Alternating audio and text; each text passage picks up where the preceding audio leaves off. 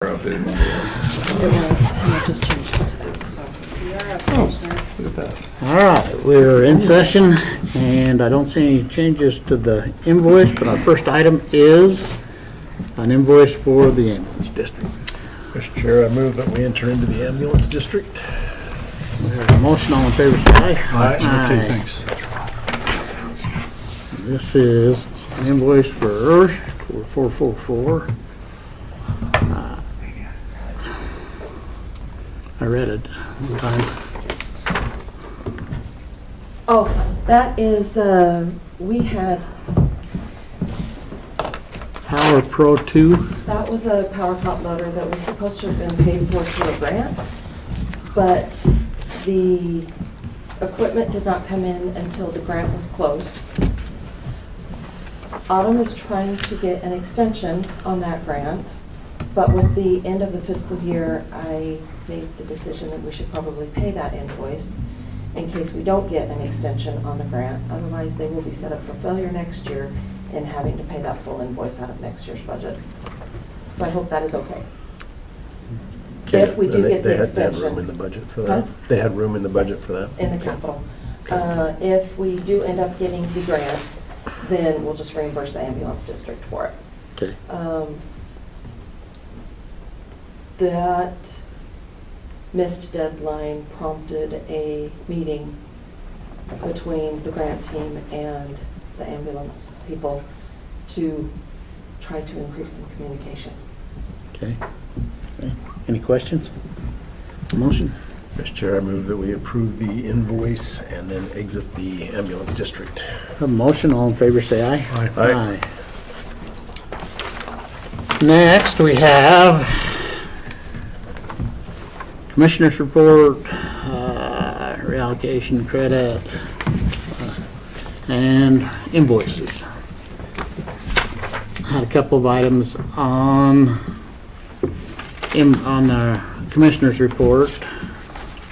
Well, first one here that we have is all the court system and paying people.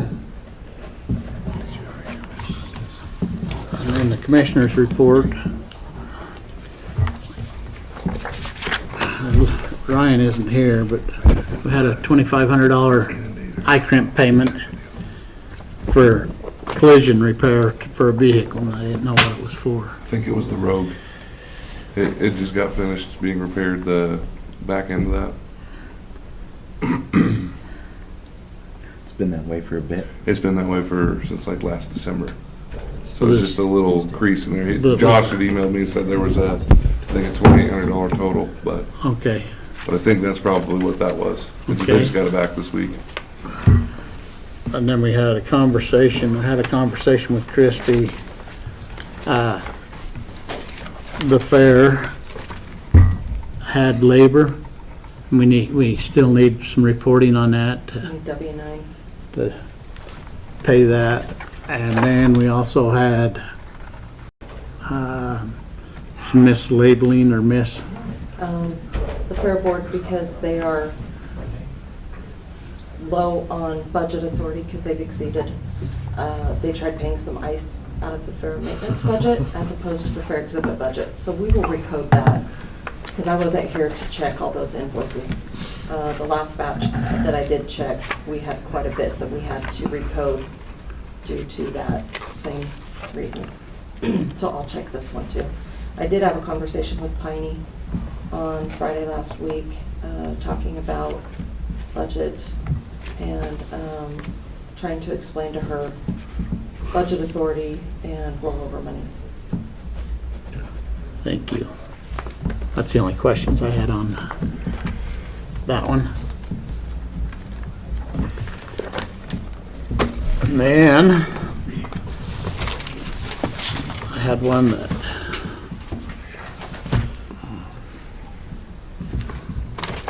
I had some conversations yesterday about.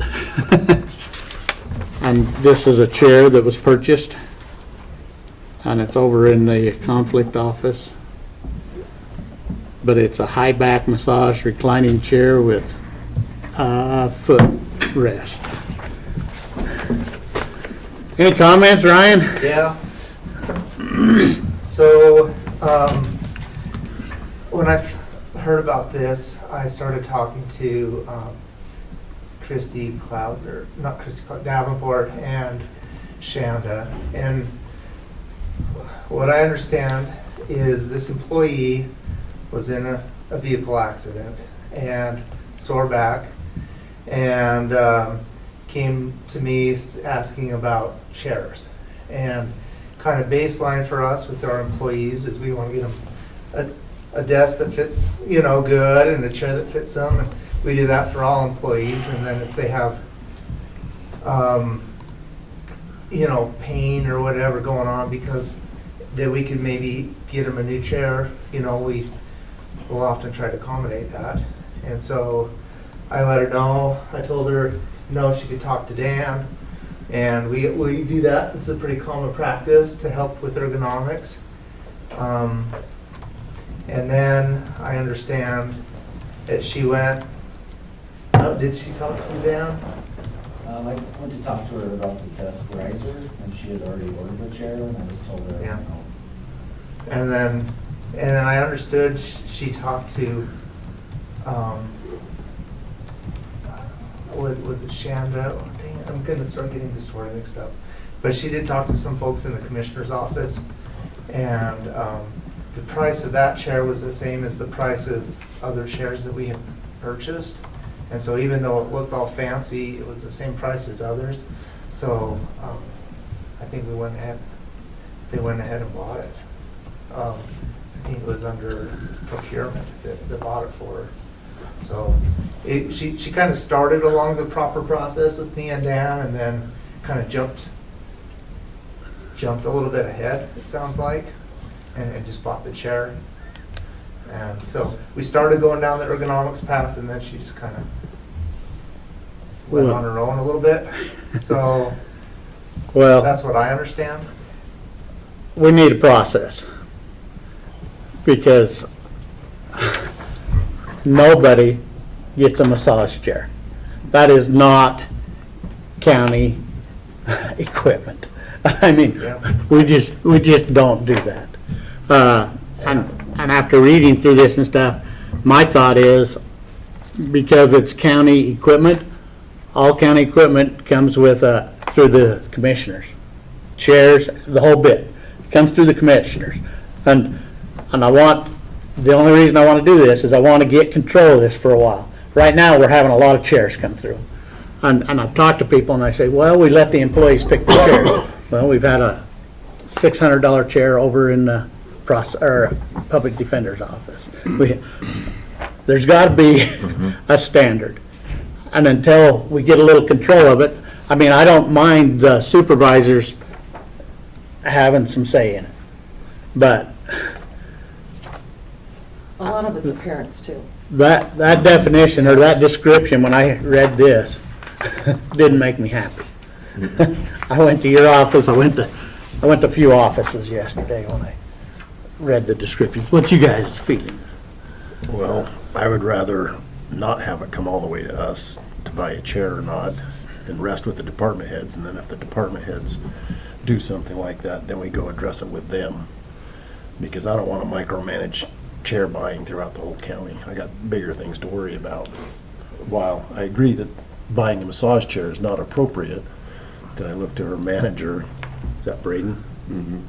And come down on Braden in this case or whatever to fix that. And she tried to follow the process, but then jumped it, so it's a different discussion then, but Another process I wasn't aware of either, so now I know that. And Ryan and I have worked together with getting people chairs for injuries before, but he's always just taken the lead on that, so I didn't realize to go to Dan, which is... Well, last year we had the same discussion at this time of year, and you went and talked to some people in the courts. That's why I'm saying, we gotta get the process down, and if that has to come through us to start with and then go away from it, but we gotta do something to get the process changed. don't we have a process? Kind of, I mean, But there's not really. usually, if I understand, Yeah. they go through procurement. And we have, and if Shanda will look and see if the chair's in the ballpark range of a normal chair and then purchase it. And then if it's something like a special cost or whatever, then I would imagine she gets. I don't think that happens. That's not. You don't think so? That's what I No. thought. But Again, but I that's agree. outside of. Perhaps a happy medium here is this, because chairs run the gamut in a way that blows your mind when you go shopping for chairs. You can find a chair like this that costs $200, and you can find a chair that looks just like this that's $1,600, and there's no discernible difference. And so it is an interesting topic. So perhaps what we could do that meets in the middle a little bit is, and I wouldn't mind doing this, it's a little bit easier, maybe specifically for chairs, we have a form that whoever, we don't buy a chair until the elected official signs off on that. I think that would curb it. I mean, just a form, has this been approved by your elected official? Yes, and we can talk about this same issue in our upcoming elected officials meeting, that I think you should be able to find a chair for $200 or $300. Well, to go with that, maybe what we can do is create a list or range of acceptable chairs for some ergonomic issues, something like that, so we have a little bit of a standardized thing, so they can do that and then sign off by Sure. the elected official. Give a list. That way, Yeah. we have a little bit more control. I back but Bashaw's chair's not I okay. just don't want to have to micromanage chair buying, but I Well- understand where you're coming from. And that's what I'm saying, we come to the end of the year like this, and it seems like we get chair after chair after chair after chair.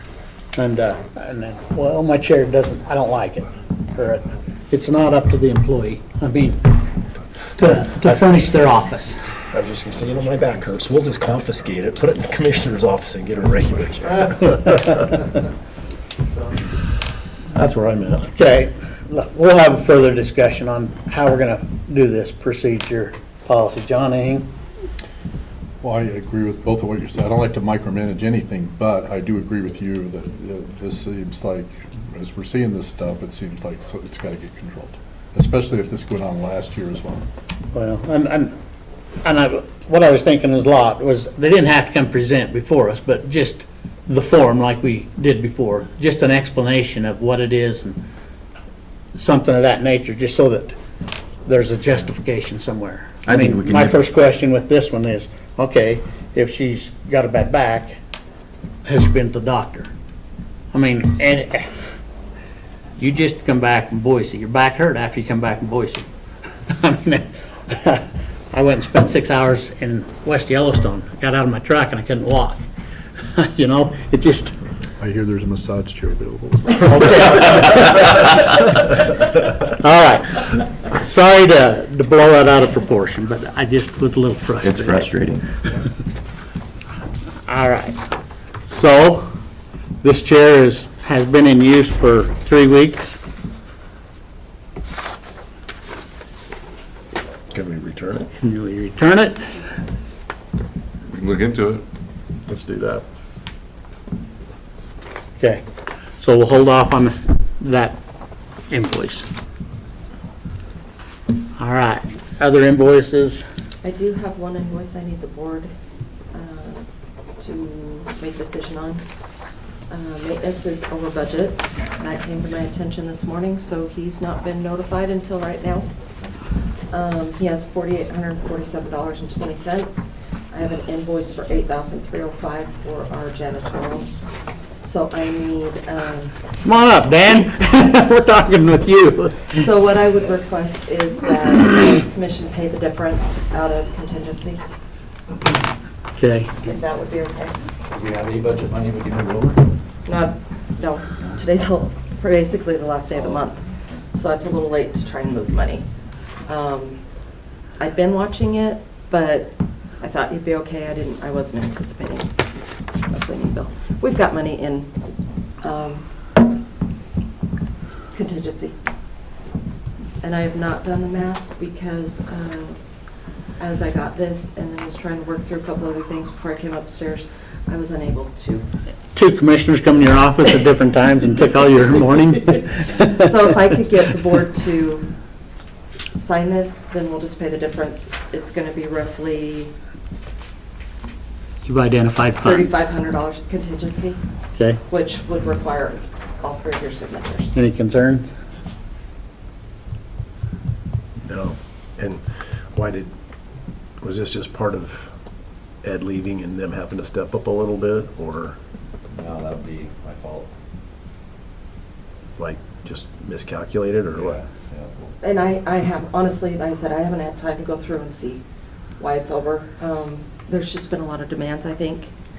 And then I'll reassess if there's any other invoices that have been turned in, what we need to do to cover those. Or if we can put them off till next fiscal year, which is next week. And if I can have that invoice back after it's signed, Okay. just because I've got to code it. And then I'll let Christie know. Okay. Thank you. Any other invoices? No, no invoices. Motion on the invoices and commissioners report. Mr. Chair, I would move that we approve the invoices and commissioners' report and hold the one invoice as discussed. We have a motion. All in favor, say aye. Aye. Aye. Did you sign everything? And salary rate approval forms. I do have one straggler for new fiscal year. This was an employee that moved to the prosecutor's office at some point this week, so it was just missed. It was doing the October 1 rate change, but it was included in the budget. Okay.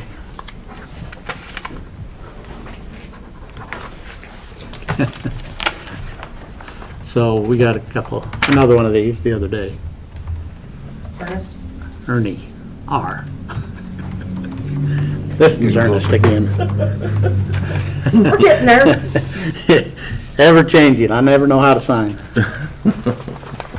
All right, alcohol licenses. Did we do salary rate approval? Nope, Mr. Chair, I move that we approve the salary rate approval forms as presented. We have a motion. All in favor, say aye. Aye. Aye. Next, we have alcohol licenses.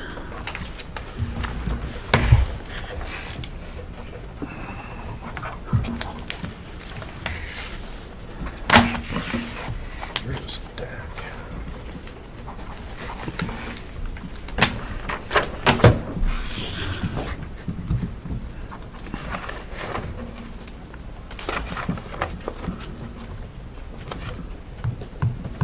And next we have mileage reimbursements, which I'm not sure these weren't in our commissioner's report. You might have pushed those through just because it was year end. I think they're in in there. If by chance you don't approve them, which normally you do, we can just vote the checks. Okay, I have no problems there.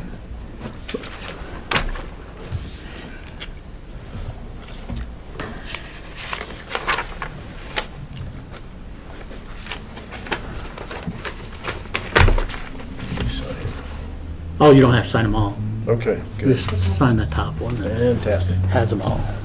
Just this one right here? Yep, they've taken care of us that way. Mr. Chair, I move that we approve the mileage reimbursements as presented. We have a motion. All in favor, say aye. Aye. Aye. All right, let's move into our general business meeting. Scott?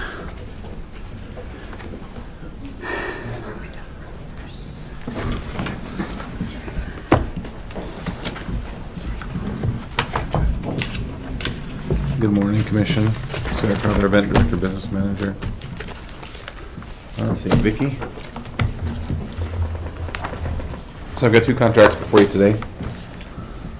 I think both of them are kind of repeat customers. We do them every year. So the first one is Christmas in the Nighttime Skies. So would you mind introducing yourself, Vicky, and then tell us a little bit about your event? I'm Vicki Jenkins, the coordinator for Christmas in the Nighttime Skies. This is year number 33 for us. And just are asking to waive the fees, since it's Toys for Tots and the big cherry fireworks. It's a great event that is held just outside of Building B. There's some bonfires and some, and then a nice fireworks show that people come and view every year.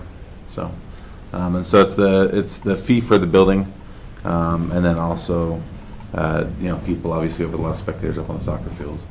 So we're requesting that fee be waived so they can hold their event up there. What's the bonfires, where do they do the bonfires at? So they do the bonfires in the, it's kind of a parking area right by the grandstand, or to the north of the grandstands there. It's just a gravel area. It is a little bit of cleanup in the, because they burn pallets, so really it's just a matter of running magnets over it to make sure we get all the nails. That's probably the most work we put into this, is just cleaning up the bonfires after the fact. How long does that usually take us? It depends. Last year they got snowed. We got snow over the top of them before we got to clean them up, and so we waited a little while for the snow to melt. We kind of plowed around them, but we have a couple folks we sent out there, and if they're moving it, it is not very long, maybe half a day. So That's my concern, is that we kind of help compensate for some of that. I don't have a problem with the fee waiver, but where it takes us potentially a half a day to clean up the bonfires, I think we should have a little bit of a fee for that. What would you feel would be appropriate, Scott?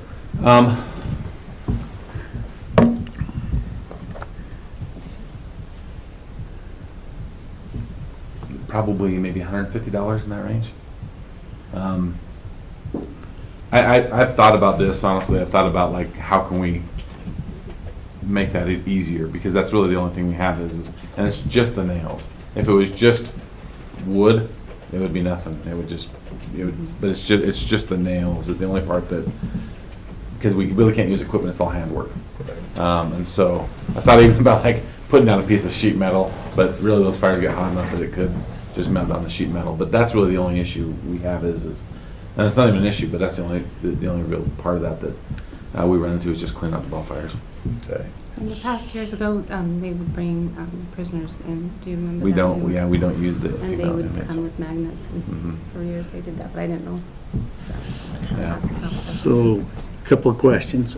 You make no profit off of this? No. All of the funds and all goes to Toys for Tots, Toys for Kids that the Marines do? The Marine Corps. Do the combination there? I have donations that I get for the chili. Usually at the end of the day, the rest comes out of my pocket. All right, well, then I'm okay. We can But I contribute understand that way. there's labor, so. And that's where I was going, is kind of Bannock County's part in this. I mean, if we're throwing $150 worth of labor into this for Toys for Tots, I back it. I'm okay for that. I didn't want to harm your event, because it's a good event, so. I understand. Nope. It's a big pile. Fire department scoops them into piles, but there is a lot of nails there. And Yeah, it's the only thing that will burn hot enough for that time of year. you know. yeah. No, I'm okay with that then. And again, I agree with Ernie, that can be our contribution to that, so Thank you. you bet. You're okay. I'm great. Yeah. Anything else? A motion? Mr. Chair, I move that we approve waiving the fees for Christmas in the Nighttime Skies as presented. We have a motion. All in favor, say aye. Aye. Aye. Thank you. Okay. Have a good day. Okay, and the next event is, thank you, interested. My name's Nikki Ennis. I'm the 4-H Extension Educator for Bannock County. We usually do an awards dinner, and I hope you guys got an invite. If not, I would like to extend an invite for the commission to come to it. It's to recognize our youth for their hard work throughout the year. We usually have about 200 volunteers and youth that attend this event. We're doing an ice cream social this year, and yeah, it's just to recognize our youth. And this year, we've had the most youth involvement in 4-H that we've ever had. The fair was huge this year, so for us, we were overflowing out of the barns this year. So, but yeah, we do this event every year, and just to recognize the hard work that they've done and put in throughout the year. So the request is for 2 hours, B building, use B building to do that, and they'd be willing to put the chairs and everything and kind of get it taken care of. So really, we just, clean it beforehand and then make sure it's cleaned up after the event.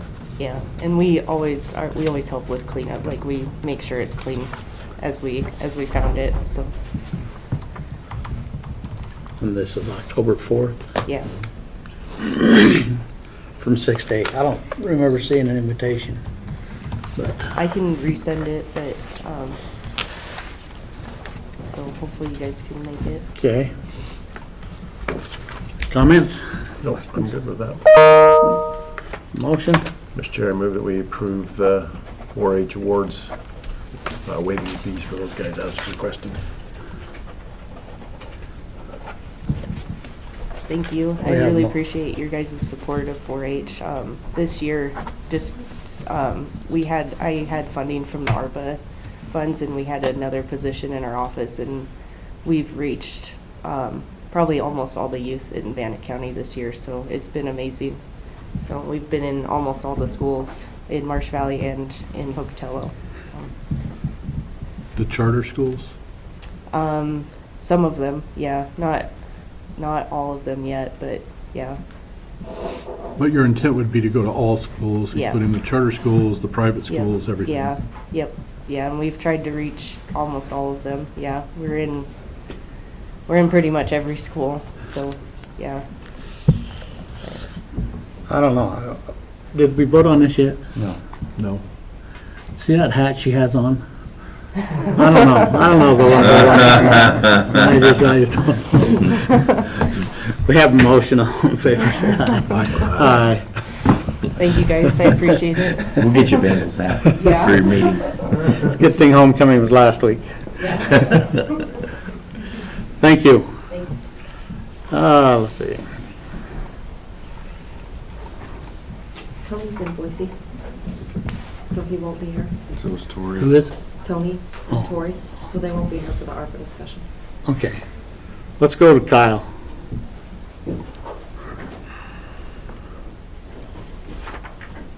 Tori is on the schedule for another deal. Just sign a contract. Yeah, I wanted to talk about that. Morning, Commission. Kyle Brewster, Public Works Director. I have 3 different things that I'm bringing before you today. I'm starting off with the Snow Groomer Advisory Committee Policies and Procedures. We only had one change that we were looking at last time I bring it in to make it a little more sensitive to open meeting laws and stuff. So that change was in 4-2. It said that we will normally meet once per month, October through March, through Bannock County Road and with Bannock County Road and Bridge for updates, sharing, and information. No official business may be transacted at weekly administration meetings. We just simplified that and made it once per month, October through March, to transact business and comply with state law. So legal has helped us with that verbiage, and I think we're good to go. I liked it. I didn't see any problems. No, I liked it as well, so. Motion on that one? Mr. Chair, I would move that we approve the snow groomers policies and procedures as presented. A motion, all in favor, say aye. Aye. Thank you. Next is the Lightspeed agreement. What this is for software and a card reader for if we sell anything, any chemicals at our noxious weed department. It was $207. I had my office checking. We went through legal. There was 3 different things legal kind of looked at: indemnification, where the governing state would be kind of these same things. IT said they did have a question, legal did, with the beta testing. IT said there was no problems with that testing, and they'd seen no problems with the software or anything. What happened is we didn't have to have a signature on it, and I guess my office thought that it was good to go, and so we have already paid the $207. The $207 is per year. Like I say, that goes towards a subscription. They're normally $828. We told them since we're so limited on what we use it, we got them down to the 207. They do all, that's just for the software and the card reader. There still is to the county a 1% every time somebody uses it. The But county pays that? that we charge them 3%. The user pays that. So the user's paying that, yes. Perfect. Question? My question is more for you. How many different systems do we have for payments like this, electronic payments? Would you like the treasurer to come up? Yes, please. And this is for roughly 12 transactions a year. Yeah, I don't Also- know exactly. Different departments have different needs based on software. I would say we probably have at least 6 different users. Vendors. Users meaning vendors? Vendors, yes. So my question was, can we not consolidate that down into one and get a better pricing for everybody? And I realize there's probably some equipment that would have to change. Well, it's yes and no, because like landfill has to have a specific one that works with their software. That's why we end up having different vendors. Right. Jen used to go through Access Idaho, but with the new software, you go through somebody, you got better rates. Right, we got better rates going through, which DMV is looking at, but where DMV is a state system, they work with Access Idaho, which is recommended. So for taxes, we went with a different one because we had a lot more transactions and we're saving people money. But Planning and zoning with CityWorks had to go through a different vendor because Access Idaho wasn't an option. So some if you want it to integrate with the software, you have to use a specific vendor most of the time. My concern with this one is it's a foreign company. Yeah, I saw that too. Which I don't love, but we could do a trial for a year and then reassess if maybe we could just piggyback with the landfill system since they're right there. And for the And small that's one, how we yeah. started out with it. It was kind of looking for, is there something countywide? I know that, but it started to be that, well, this one won't work, this one won't. So then we went with one that seemed to work for what we needed and was the cheapest one. For And I'm a not- temporary thing. Just based on some of the conversations we had this week over in Boise, I'm wondering if there's a way that we can, and I understand the software, if you want it to integrate, sometimes you can't use a similar system, but I'm just wondering if it gives us a broader discussion of, like, up at the fairgrounds, road and bridge, everywhere we have, can we consolidate and make it easier? that's something maybe Jen and I could work on. Yeah, because the ones that assessors and my office uses, there's no charge to us for anything. And most all the departments, we charge the user a fee, Right. except landfill.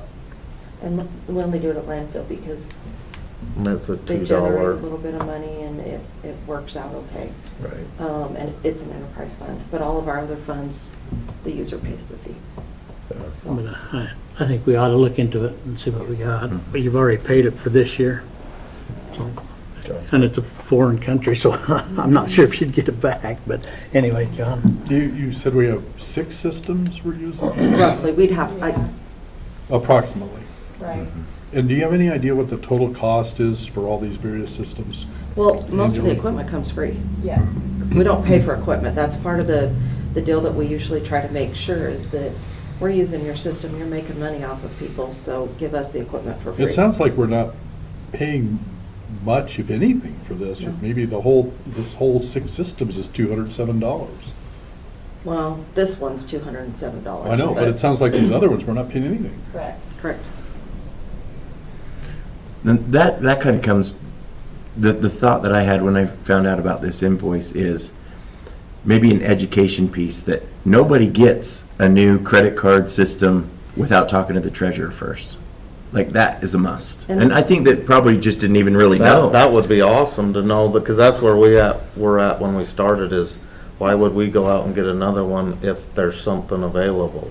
And so that's kind of how we were trying to look at it at Well, first. There's a contract involved. Right. Whether there's So, a signature or so, not. but Kyle, the procedure should be then that Kyle needs to know, which he probably didn't, that he has to talk and clear it with Jen first, and then it comes through for you guys to sign the contract after it's been approved by Just like going Jen. through Adam. And a lot Right. of, Or all a lot of electronics. departments come through me, and then I connect them with Jen. This time I did not, like I should have. But I never fill out the banking information, which is required on all of these documents. I always take those to Jen. I just need to do a better job of getting Jen involved earlier, which I didn't do on this one, but usually I think I'm good about that, just not this one. You know, I think departments don't even know that that's, needs to be the process. It involves. Put a note for department head meetings. Okay. This is one of the items. Yes. Chairs. Chairs is another. And if you guys wouldn't mind just looking to see if there's, and again, maybe there's not, but just some kind of solution like we talked about this week. and Jen is a better place to start because all the vendors get with you usually. The only reason I'm involved is because we do the reconciliation with the department and then to Jen. Right. So Jen's a better spot to start. And we talked about using Venmo, and there were some issues with that, tracking transactions and stuff like that. And so that's why when this came up, I thought, oh, this is a great lead into that discussion to try to modernize or consolidate or whatever, so. If we can take a look. Yes. Okay. Motion on this contract. Mr. Chair, I'd move that we approve this contract as presented. Have a motion. All in favor, say aye. Aye. Aye. Jen, I think in that email I forwarded you, it has the page that needs the banking stuff. If it doesn't, get with me. And then bring it back to Bobette. Okay, perfect. All right. And lastly, a little bill to the landfill. A little project at the landfill. Task order number 12. This is for here at the landfill remediation task. What, it lists out all the different things that could go up to where it says 1.948 thousand, 1.9 million. This is all based off of our adaptive management. So when we go into this, things change by whether it's a water sample or a pilot study of a tracer or something like that. So these are, how they're set is, there's some things we have to do with the consent order, and then there's some that we might do or kind of elected. So in the past few years, the 1 year we dropped it down to 1 million. We've been at like 1.4, 1.6. So this is just if worst case scenario, we did it all exactly like this. That's what it would be, but it's hard to put a price on things that are about a year out because on bidding it and stuff like that. So we kind of work as we go on it. Our consent order with DEQ is, it's in that, but it's, what we're working on right now is to finish up the conceptual site plan, which was incorrect before on how this water is moving and flowing and this contaminant through the landfill. We're getting really close that we'll finish that up this year, and then, or in for 24.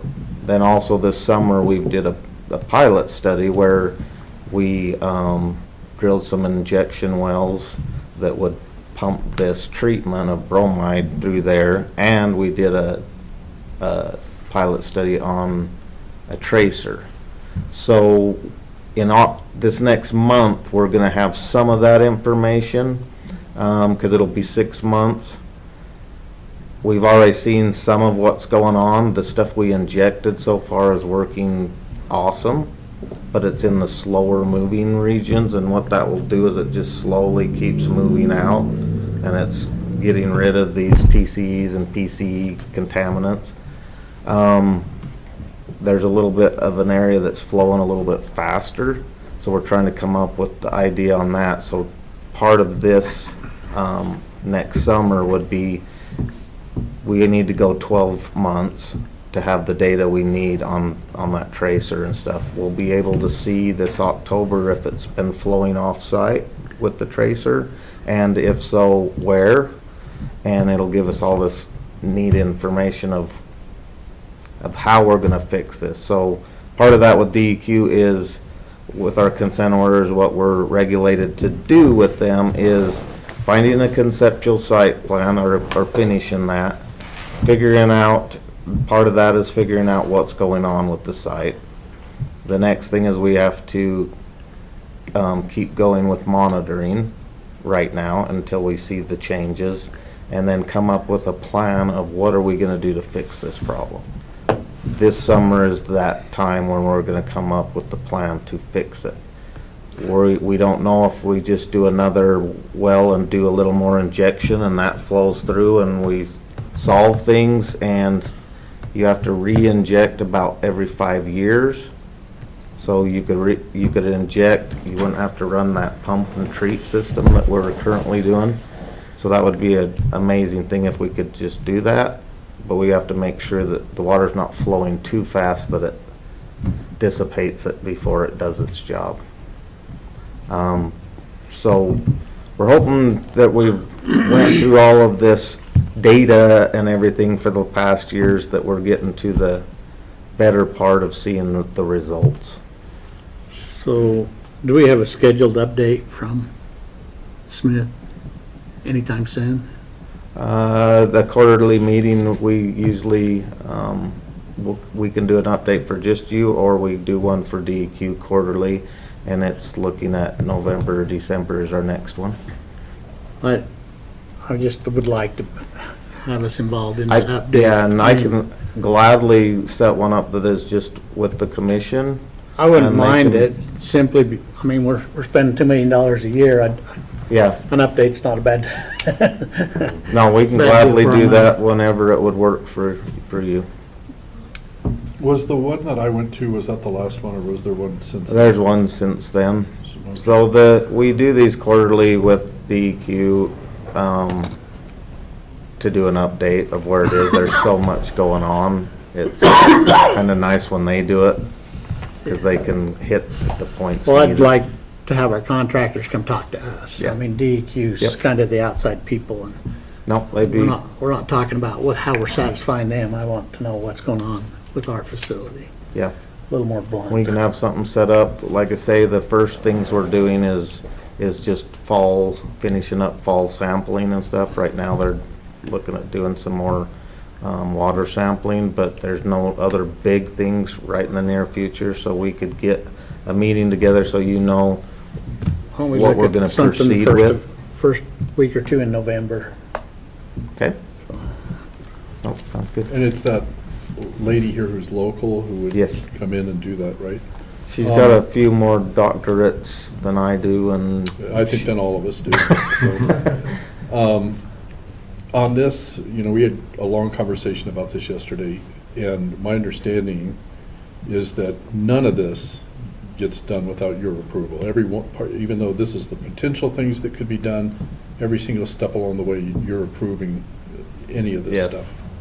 so like I say, that's approved because we have to do fall and spring. So right now, all they're gonna be doing is that sampling, the kind of the first parts of the list. And stuff like meetings, quarterly meetings, like 40,000, that's just a worst case scenario. That's not like a set price of what that's gonna be. Right. If you look back in the years, some of these are nowhere near these estimated numbers. Right. Just trying to make it, since you're changing direction all the time. Like I say, if we do a test and we go, oh, this doesn't work, we need to do this, that we're not coming back and doing re-contracts, but we can have it set up with you. I'd be glad to say, here's our next step, and get that okayed. If you want to, where we're looking, we can do an update, and I can have the update with CDM Smith with you. I think that we just need to be updated quarterly or something. Just, we're spending quite a bit of money, but Yeah. you and Dylan make the decisions out there and what's going on at the landfill and the site. Could you give me some of the historical costs for things? For example, the public outreach. I read through that last night and rolled my eyes very hard. The quarterly meetings, again, like you talked about, some of that stuff, and I realize these are just projected costs, but what are we historically spending on some of that? Because I hate It this- doesn't, yeah. I hate this whole thing, and we've been spending $2 million a year for how many years, and we're finally to a point where we may have some solutions next year. And it irritates me. And to follow up on what Commissioner Huff is asking, maybe just send that to all the commissioners. Yeah. You can give us like a couple years history on that, just so we can kind of see what the historical numbers have been. I would feel maybe a little bit better about it. I was trying to think if I could pull that, just by the vendor, Well, and send it to you. Do you have Yeah, an easy that's way? kind of what we were gonna, yeah, that's how I would come up with it. because where he's got it broken down by line item, I'm just kind of curious. Yeah, I'm and assuming we and just each write one invoice check. we pay off of is showing where, but I do have, that make it a little easier, is I have a sheet from them that breaks it out as we go, so each week we're looking at that breakout. Yeah, if you could send us a couple years worth of data, like year-end data or something, so I can just see that, because, This company isn't the cheapest in town. We have had 3 others before them that we got created more extra costs, so this was kind of a little bigger expense to get us actually on track and where we were supposed to be environmentally regulated, and so I it realize is. the predicament we're in with what we've got to do, but I just was reading through this last night and having some heartburn. You're wondering if you should go into the environmental side of things? You know, I don't have enough PhDs behind my name, so. I mean, I wonder. Other comments, questions? Motion?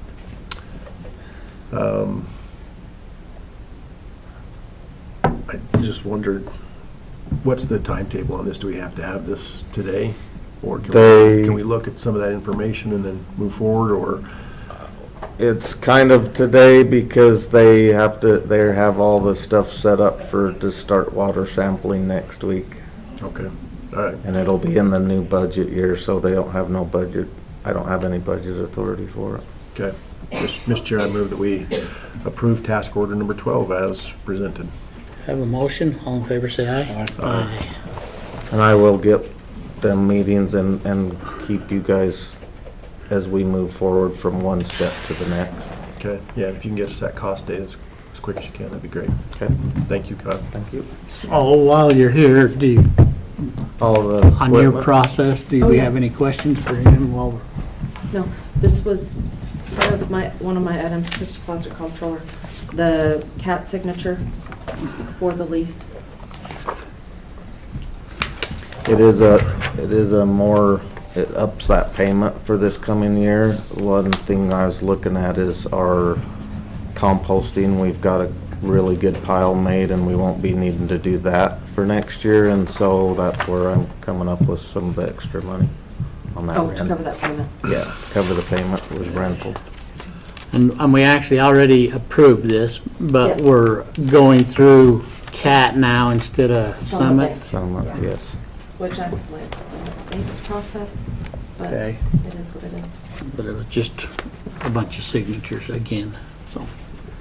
Any comments, questions? No, we actually talked about all this stuff yesterday, so.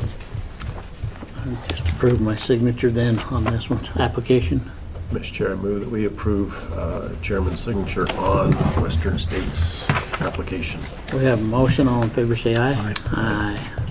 And I told Christy, thank you for catching all of these spots that I missed filling in. Caitlin had to do a little of it yesterday, and Christy had to do a few things. No, you missed through one. email. Oh, on this side.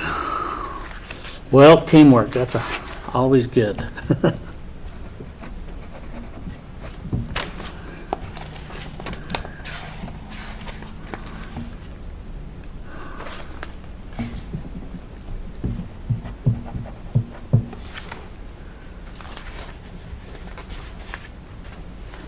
And Jason.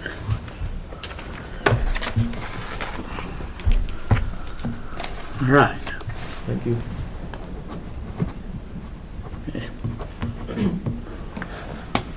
All right. Hurry real quick, there's Not a me. Form 8038G in there, right? Tax form. I don't Can I, know. can I just look through the Look packet at to it. make sure?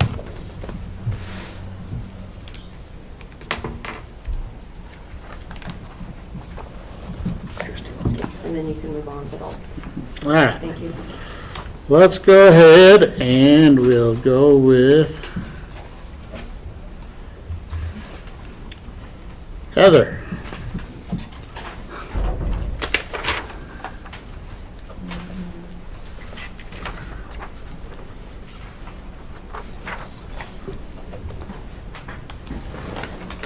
Good morning. Heather Studley, GIS Manager, and I have an amendment to our agreement with Eagleview Imagery. This is a $0 amendment. They are expanding the area that they are going to do our building outline analysis for us with. Okay. How far are they expanding? I missed that. It was adding a little over 5,400 parcels to the analysis area. Great. Good. And have you been happy with their work so far this year? Yes.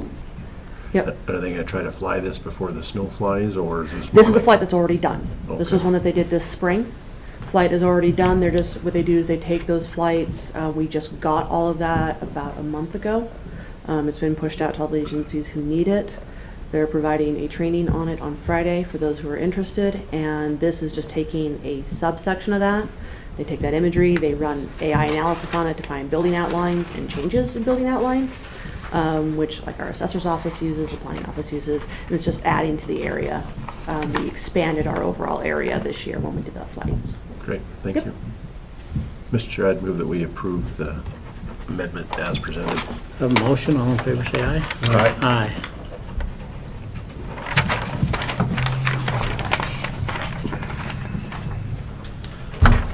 All right, thank you. Thank you. Sign that one.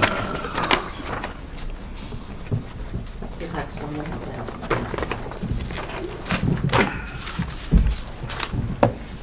She had a marker on it, or you changed it, or it was there. Okay, thank you. All right. Shanda.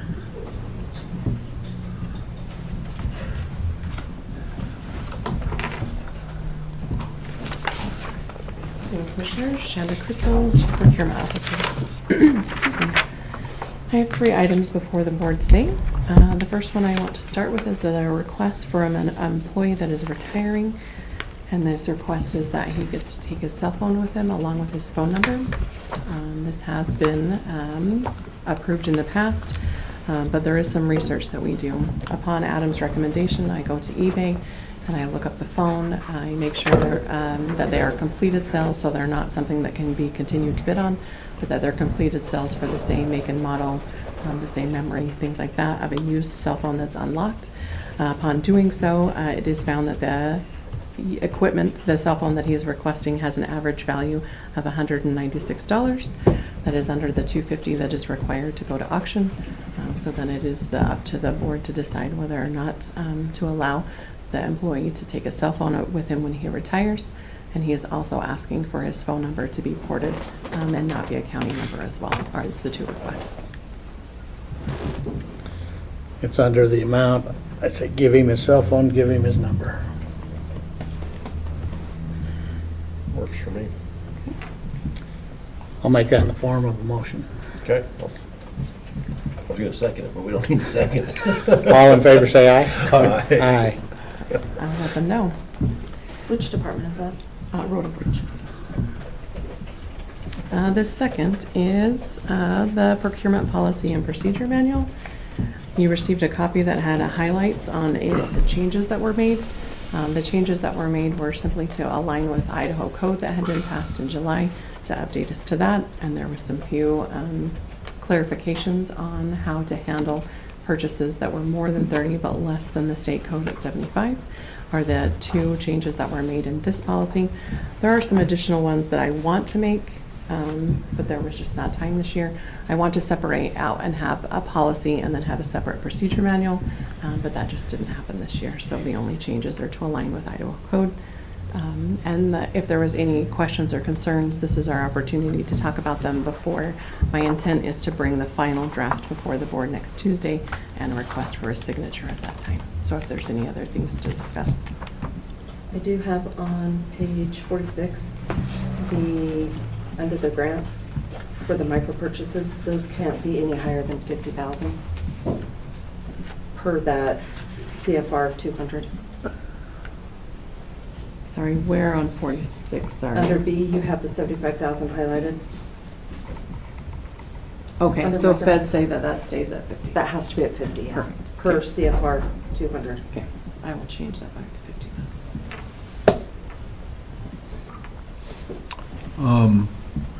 On that one, it says the amount allowed in state law, so really the federal law is defining here. Yes, the Okay, so- CFR. So under anything under federal grants goes under the code section, or not code section, but it's, you have to follow uniform guidance of CFR. Yeah, so in other words, so that, I'm just pointing out that we'll have to change the wording. Right, the language too. You could probably just keep whatever the wording, existing wording is, but you can change it. In fact, the current section says 50,000, so just don't change that. Sorry, I think what Commissioner Crowder is saying, that it says that the threshold allows the amount that is in state law. But it should say. State governed by law allows. Federal law. Yeah. But I think that probably the current, what we have existing, not this, but the current draft, I don't know that the current draft says anything about state law. Yeah, I Oh, just it does? changed the number. Oh, okay. Yeah. Then, But yeah, I can get with Mandy, right, and we can make sure that You know that what, is the just- correct verbiage. I would do what Commissioner Crowder said and just take out state law. So threshold to the amount of. Allowed, and then just take out the Yeah. threshold to the amount allowed, comma, which is $50,000. Yeah, you could just do something like that. Okay. There was some other discussion with Mandy, but then about making sure that it complied with all the grants. But she did like that verbiage that we added to 49 that says to see grant policy for additional information. So the only ones that we have, the crossovers, are the grants that require that we have it in the procurement policy as well. Everything else is dictated by the grant policy that comes out of Christie's office. So There's just a lot make- of federal grants we have to send this. Okay. So just making sure that's coordinated, but I can get that adjustment. So I don't believe that any other departments, except for yours, would have input on this policy. But once we get the policy, then we'll send it out to everybody so that they follow the procedures. Yep, and it's posted on the intranet. Okay. Yeah, I don't see anybody else having Provide input. the background to provide input. Oh, I do send it through legal, but Yeah, that's I kind of mean, standard, that's right? what I Stuff, yeah. figured, but I was just thinking first about elected officials or department heads, and actually there's no reason to do that until, do you think? Do you have specifics, Kyle, that for procurement that you guys have to follow that? I guess that's what my question No, is. you're right. It's just between Shanda and Christie, really. That's what I was thinking. Okay. Make I sure would legal think that takes a any- look at it.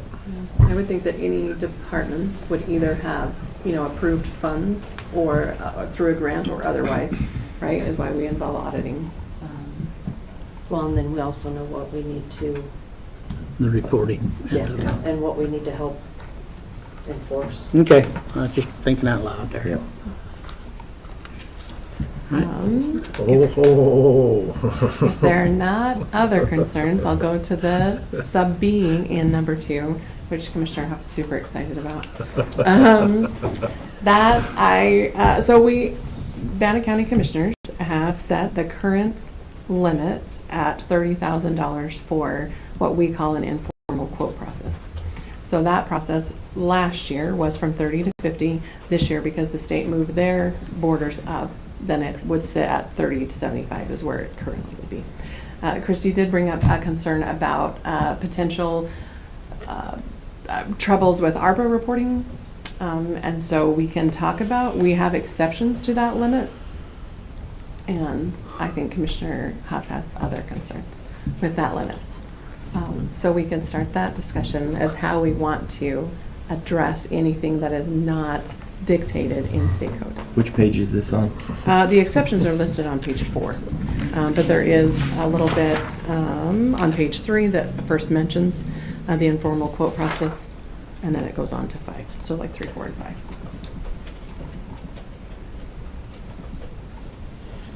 Okay. To be honest, I would probably move to strike section D, the informal quote process, because a couple reasons. Number one, it's a policy, not a policy, it's a enforcement issue, because it says they shall have a minimum, but there's no mechanism to enforce. There's no, I guess that's the big one. So why have a policy if we're not going to enforce it? And to me, the bigger issue is purchases over that 75,000 to make sure we're following the law, keeping people out of jail, doing that. And it's my belief that the majority of our people do shop around to try to find the best deal and whatever they can on that $30,000 to $50,000 range deal. So I have issue with forcing them to provide that if we're not going to enforce it if they don't. That's my beef on that.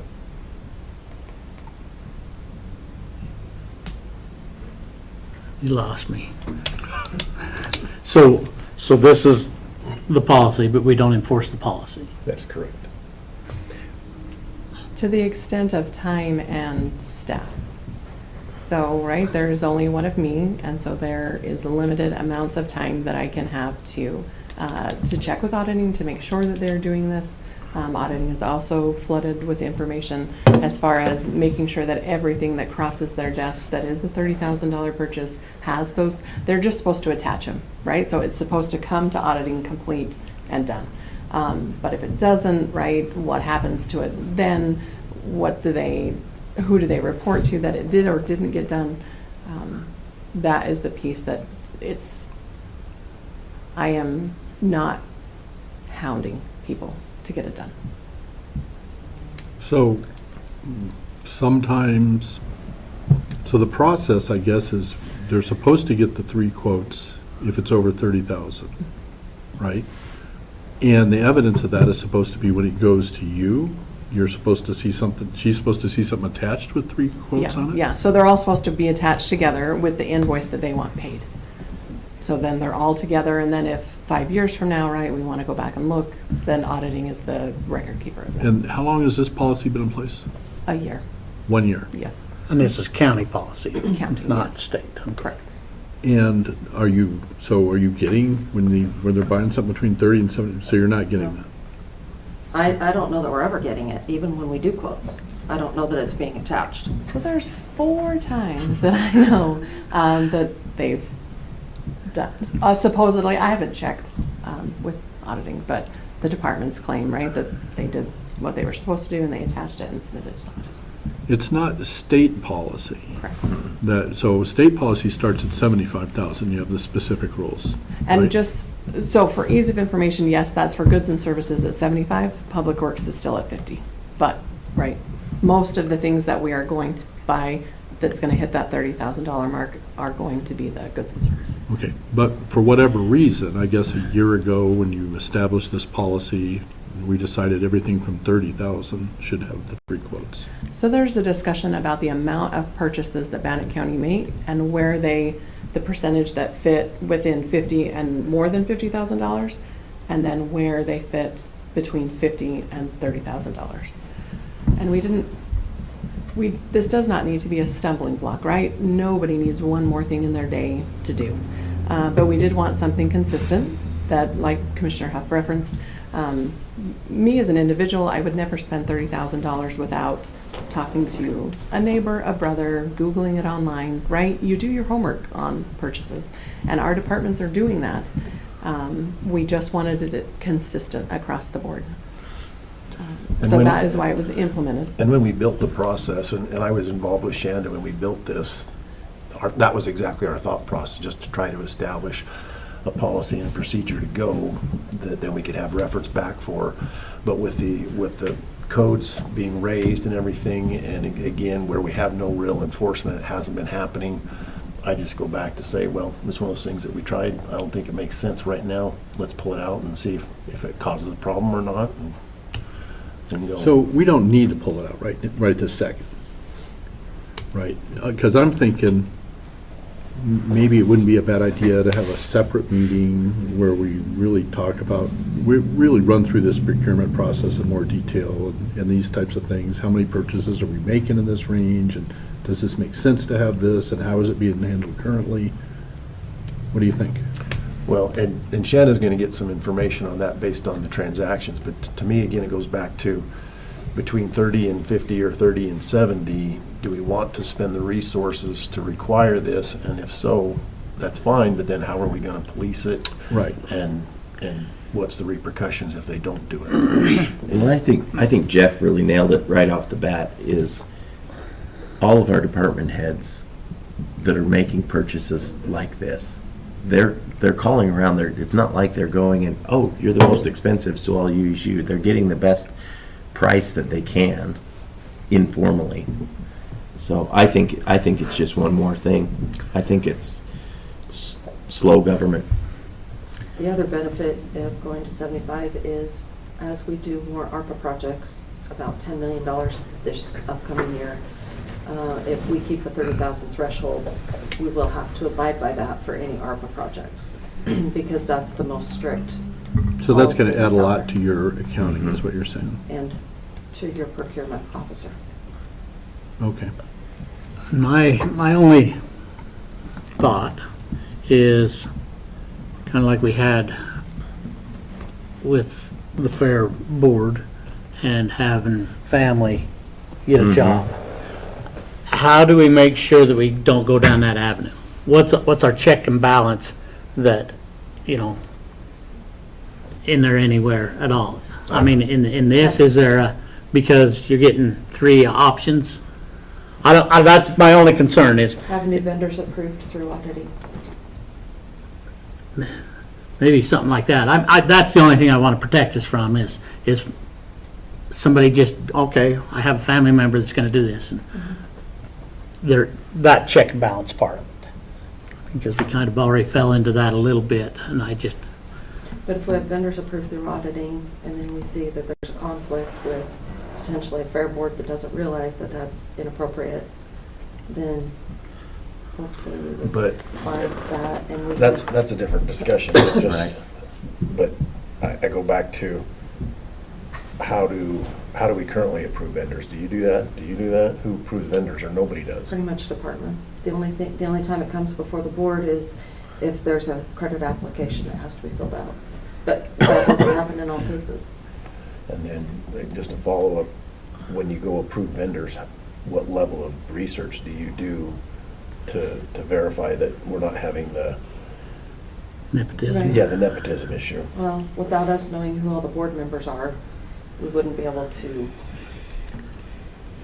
not necessarily know that, but hopefully when they fill out a W-9, and we could work with purchasing on it, but hopefully if they fill out a W-9, in the situation that we had occur last month or the last couple of weeks, it was pretty blatant because of the name.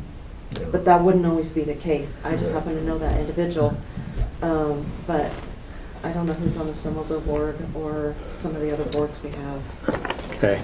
I think in that matter, training might be a better route than adding, again, if we're trying to get rid of slow government, that training, that we make that departments do an annual training, that boards submit to an annual training. You've been trained, you've been told, might be a better route than Because some, like, by the time Christie gets an invoice, they've already bought the thing. But if we approve the vendor before they go through them, is what I was thinking. Right. Then actually, we might have a W-9 before we get the invoice, which would be a nice change. So then I come back, I don't mind taking it out, but, and then we're gonna have a further discussion about the whole process. So. And training is definitely something that needs to happen, Ryan, and I've been working, well, talking, not working, but talking about when department heads become department heads, they're just thrown in and they just assumed they know what to do. If you come up through the ranks, you don't necessarily know how to pay invoices, approve timesheets, report accidents, all those kinds of things. So that's also on the to-do. Yeah. Well, what I would, rather than strike it, because I know Shanna's put a lot of work into this, and I understand why it's there. So in keeping with the spirit of the law, I would suggest that we change it from expenditures over 30,000 shall to it is suggested that expenditures over 30,000. That still won't work. You'll still have to do that with grants then. Even if it's just a suggestion? Yes. It's the most strict policy. What if we added an exception to the list on 4 that excluded ARPA? No. Nope. That's just asking for, hey, we're gonna do this everywhere else, but Then we'll strike it. we don't wanna do you. That's asking for trouble. Then we'll strike it. Well, and as we go into ARPA conversation, I don't want a bunch of $10,000, $20,000, $30,000 projects either. That's just more paperwork. So I don't want to go down that avenue of, well, we'll spend $10,000 here, $10,000 there, and double the workload that we have. So. But we do have one project on our ARPA list that is just a routing upgrade. It's $50,898. That's gonna be just a couple of invoices. That one's easy to do for ARPA, because that'll be an easy report. However, it's under the 75,000 threshold, so they'll have to do the informal, formal quote process if we keep it at 30. When we go into the ARPA discussion, I just don't want a bunch of $10,000 Thank you. Right. Because I do that deals. reporting. Yeah. I just don't want to go that route. Yeah. So what do you want to do with this? Let me ask another question first, before we vote on this. Because I see this is referenced in other places in this document, too. When I go up to B, it's the second section, 30 to 74.9. So are we really just going to go from, are you looking to go, Jeff, from 0 to 75? We have one process and then 75 above. So that's going to necessitate a lot of changes throughout this document. Just a couple. It's digital. It's not that hard. Yeah, not difficult at all, but it does a couple different places. Yeah, that wasn't the direction I was going. I said it was going to take a lot of typing, but anyway. Yes. So that's what you're asking for. Yes. We have one process, 0 to 75, and I just want, obviously, the document to be updated to reflect what we're discussing. Right, and all the appropriate Yeah. places. Yeah, okay. I think I am in agreement with you based on what you and Jason has said about the government, slowing things down. And when we first started this whole procurement department, our goal was to try to expedite the procurement process, make it easy to get things done quickly. And so, again, I feel like this is living true to that original mantra of making things faster and not making government slow down. Yeah. So you're okay? I'd be okay with that, especially if we're going to have further discussions about our purchasing processes and what we're doing currently, so. Okay. Mr. Chair, I would move that we accept the policy manual with the strike. Okay, did you want to accept this now? Because you want to go make the change. On Tuesday. Yeah, Oh, on Tuesday will do, Tuesday? it, but I can Okay, go and make okay. the changes, resubmit for Tuesday, and then that will be the Right now, we're official. just giving direction, right? Yes, Okay. if that's okay. Yeah, that's fine. Okay. I will make those changes and then get it back before the board for Tuesday for a vote. Okay. The final item I have before the board is a procurement update. There we go. We've got a couple new projects going on for Road and Bridge. On the cutting edges, NASPO has extended the current contract that we are piggybacking off of through the end of December. That contract terming in the middle of the winter has both Road and Bridge and I a little nervous, but we have made a couple different plans to watch our inventory and have a couple different roadmaps of how that's going to work. So we are confident that we'll just extend with NASPO through the end of December and then see who is awarded that contract and then make a decision of how to move forward at that point. The next one for Road and Bridge is the purchase of 2 box spreaders. Those are to be attached to the new Kenworth trucks. We are looking at also piggybacking those sources. I do believe I have all the documentation in my email now and anticipate submitting that to legal review this afternoon. In regards to the Kenworth trucks that they have, those have been submitted to legal. We do have comments back from legal. We're going to comply with those, and we anticipate that contract coming before the board on Tuesday for signature. Do we have a revised budget amount on that? Kyle is working. Okay. Because that's part of the ARPA discussion, so that would be good to have. If you drop down a few to the courthouse security upgrades, that did close on Monday, and we have received information from 2 different companies for review, and that will be pushed out to the group for review and consideration. And then the final one is the detention center roof. The roof itself is now complete. The installer has given us a 5-year warranty on that. We are just waiting for the 20-year warranty from the manufacturer to actually close out that project and be done. But we are moving right along on that as well. What payments have been made? So they have submitted their final invoice, but it is also ARPA. So I believe that it's okay to wait for the warranty to come in before making that final. We can push that to next year. We'll just roll the budget forward. Okay. So if there were any other questions? Thank you. Great, thank you. Emma?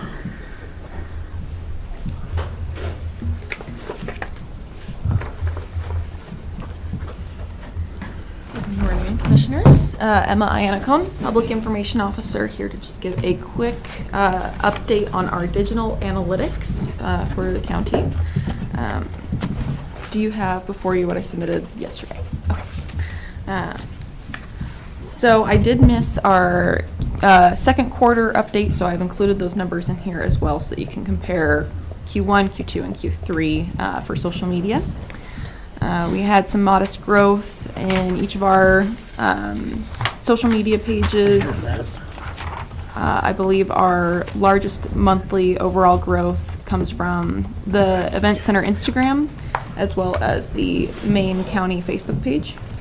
So glad to see those. If you'll notice, Q2 has, for the most part, higher impressions and higher amounts of posts for each page. That's primarily because of the promotion for our summer events that we were doing. A lot of promotion for hazardous waste days, 4th of July, concerts, that kind of thing. So, any questions about our social media analytics? Looks good. Was this in the packet? It was late. I submitted it yesterday to the agenda request email. How did you get the electronic? I have it here. It's online. Yeah, It's in your email. it's on the website packet. That's where I got it. Okay. I can also give you a hard copy if you'd like after we're done. Moving on to our constant contact analytics. This is the program that we use for our email notifications for your agendas, our newsletter, our advisory boards, our assessor newsletter. I'm happy to say that since I submitted this yesterday, we have officially reached over 1,000 contacts. Pretty proud of that. That was a gold mine for this year. So happy to report that. Unfortunately, in Constant Contact, it didn't let me look at specific quarter, so I don't have the numbers for the growth from Q1 to Q2 to Q3.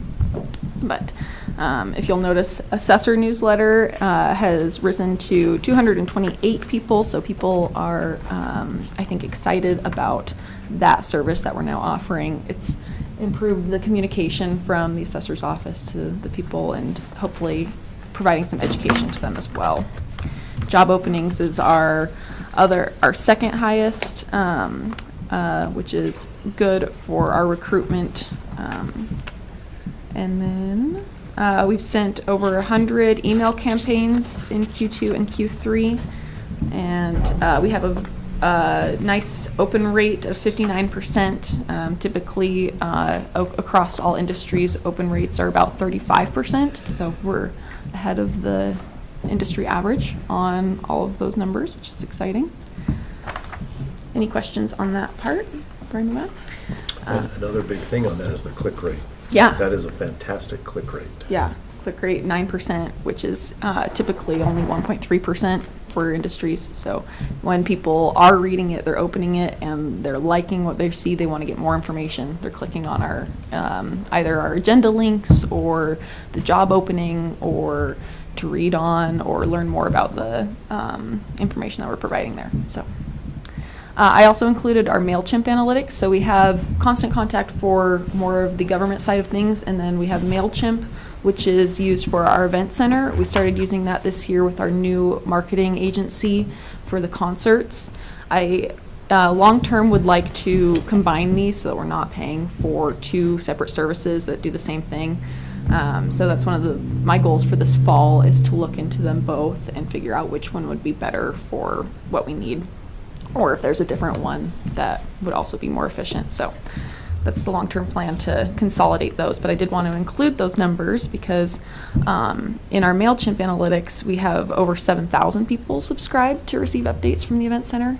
And that's really cool. We are not using it to its full potential, in my opinion. We only use it to announce concerts. And so we've done only 21 email campaigns, and some of those are actually just duplicates. Like we've sent like 3 Clay Walker ones that go, and I don't totally understand it because I'm not the one who sent them, but some of them go to like 1,000 people. Another one goes to like 30 people.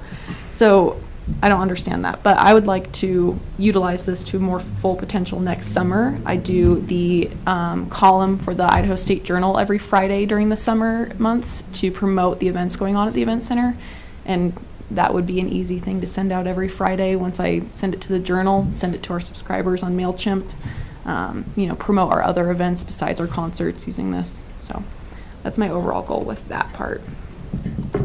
Another good open rate and good click rate there, so that's exciting. Okay. Our website, unfortunately, Monster Insights, which we used previously for our website analytics, and I don't totally understand it. Adam does better than I do, but it stopped. We stopped using it sometime in Q2, and then Google Analytics did a switchy thing, so I only have analytics for the full website up until July 13th, or excuse me, starting July 13th of this year. So I did remove those items from this packet just because it would be incomplete and I wouldn't be able to properly compare to previous years. But at the end of the year, I'd like to pull something better together for you guys to look at. Okay. All right. Questions? No, I just want to give you props for hitting 1,000. We've had that goal for a couple of years now, and that's a big number to get to. Yeah. So well done. Yeah, I'm Especially excited. for a government newsletter. Mm-hmm. Yeah, so hopefully we can get to 2,000 even faster. Yeah. So, John?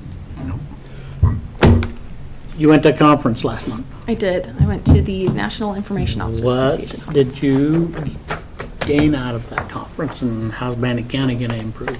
Oh my gosh, I learned so much. It was really exciting. And I've talked to, it was primarily for emergency communications and public safety communications. So a lot of police chiefs and sheriffs and emergency managers were also in attendance. And so I've talked to Sheriff Manu a little bit about what I'd like to implement as far as that. But it was really enlightening. Was there anything on titles? The proper titles for people? No, Okay. did not I'm talk just about asking. titles. No, no, that wasn't a topic of conversation. But yeah, it was really beneficial. I really enjoyed it. Learned a lot. I started putting together a go bag for myself so that like in the event of an emergency, I have a bag ready to go and that has a charger and like notebooks, umbrella, jacket, all that stuff that I would need to manage a potential 18-hour day, whatever I would need to do in an emergency so that I can be of assistance. So that was the first thing I did when I got back. Now I'm working with Sheriff Manu to better implement some communication systems and photographs was a small thing, but also very important. There was a lecture topic about dealing with the death of a coworker who dies in the line of duty or off the line of duty, and that's something that we experienced this year that from what I learned in that conference, we could have handled a little bit better. Having, I was out of town the weekend that our deputy died and wasn't able to get his professional headshot to his family in time for them to use it for some of the stuff that they were wanting to use it for. And so having those channels that are easily accessed by someone like Teresa over at the sheriff's office or even Sheriff Manu himself, so that we can utilize those to the full extent if we need to. Okay, thank you. Yeah, thank Very you. much.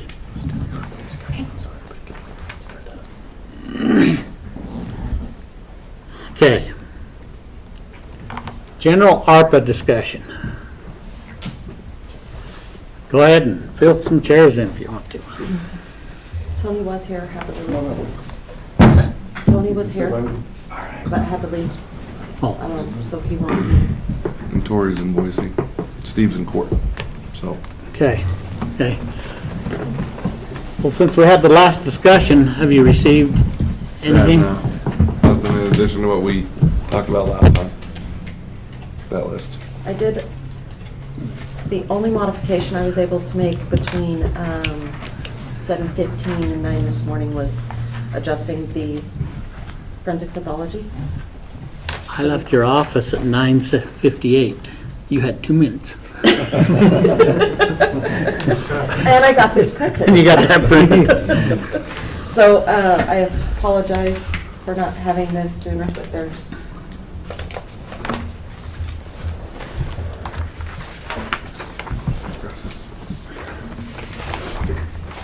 This is the current list of projects. I did, next to the appraisal assessors, I did put 625,000. I had received an email from Dan Kendall that talked about a larger scope of work that would cost 625, so that's the only reason I wrote that next to it. I have not had time to include on this list a couple of items that we've talked about in meetings, to include cameras at the Event Center Wellness Complex, speed bumps, and I think that's everything, but please feel free to update me if I've missed something else. So, items that we've included then in next year's budget are in the top Right. part. And that's in the budget right now. These were set. Or just set as They were set. capital projects. Yeah. Okay. Tentatively, we talked about putting them as ARPA projects, but then we've had discussions since then about possibly moving some of these to capital acquisitions, and then moving some of the capital acquisitions projects that Dan has to ARPA, just for reporting purposes to make that easier.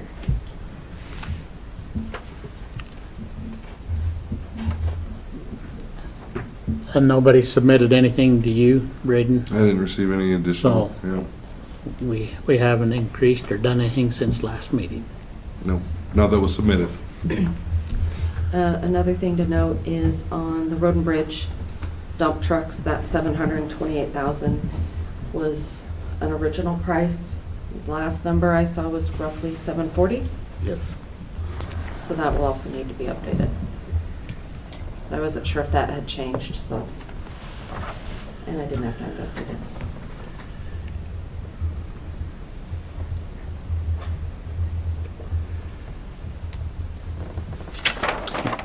Well, I'll tell you that last night, I'll go up to the wellness complex. I think we need to spend some money up there for cameras. I don't know, Scott, we haven't talked about it, but what do you think about speed bumps? Last night, after we got home, I saw my soccer team practicing up there, so I hurried and changed, went down, and we had a 6-year-old kid shagging balls when the girls would miss, and one of the girls had kicked the ball up into the parking lot from the wellness complex side, into the parking lot while 3 trucks were racing up, and a 6-year-old kid ran out and almost got hit. And where are we at with them?